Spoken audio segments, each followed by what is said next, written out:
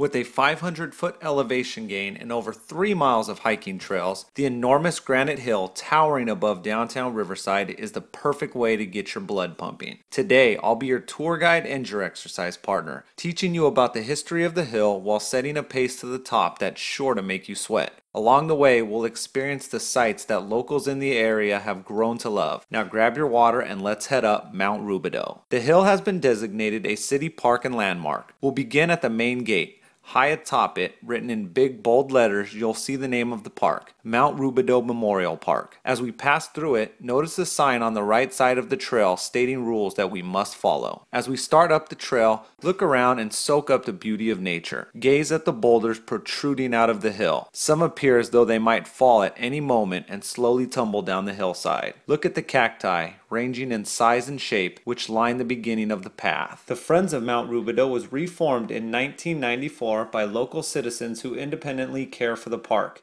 Amy, a volunteer, tells us a little about park maintenance. Maintaining the park is done by local citizens. We usually meet on the weekends and hike the trails to the top, picking up trash as we go along. We empty all the trash cans along the trails too. We also had to put up signs to keep hikers from cutting pieces of the cacti. Mount Rubidoux is beautiful and we take pride in caring for it. At the half-mile marker, the trail splits. The left side is the steeper of the two trails and is about a mile to the top. We will take the right trail, which is longer at about 2 miles to the top, but it has less of an incline. Are you sweating yet? As we arrive at the 1 mile marker, we'll stop and climb this outcropping of rocks and gaze over beautiful downtown Riverside. In the distance, you can see the historic Mission Inn, owned by Frank Miller. In 1906, Miller, along with Henry Huntington and Charles Loring, purchased the hill. Their original intent was to build a road to the top and develop the mountain into a park that would eventually benefit the city of Riverside. Originally named the Huntington Park, the name was changed in 1955 to the Frank A. Miller Mount Rubidoux Memorial Park. The name was changed as a token of gratitude because Miller's heirs donated the property to the city. Now that we're halfway to the top, let's continue. Looking out to your right, you'll see Fairmount Park. Flanked by a 9-hole golf course, the park is situated around 3 different lakes. From this vantage point on the hill, it offers visitors a serene view.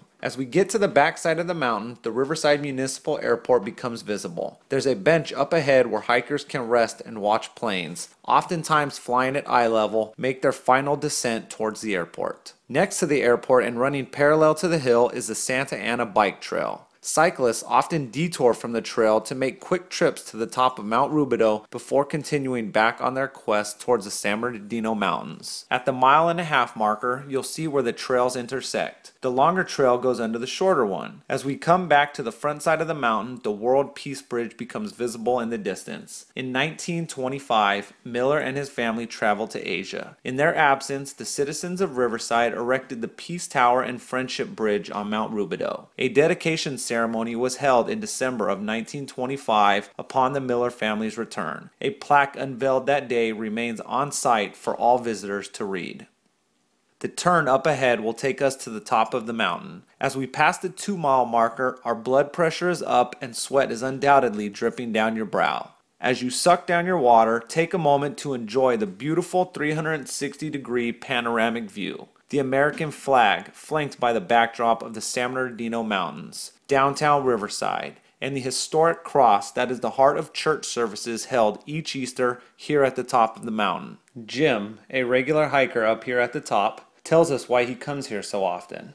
The mountain is close to my house. The trails are maintained, and walking 4 miles is great exercise. I never get tired of the views from the top. It's beautiful early in the morning or just as the sun is setting. Now, catch your breath because we're taking the steeper trail back down. Are you ready?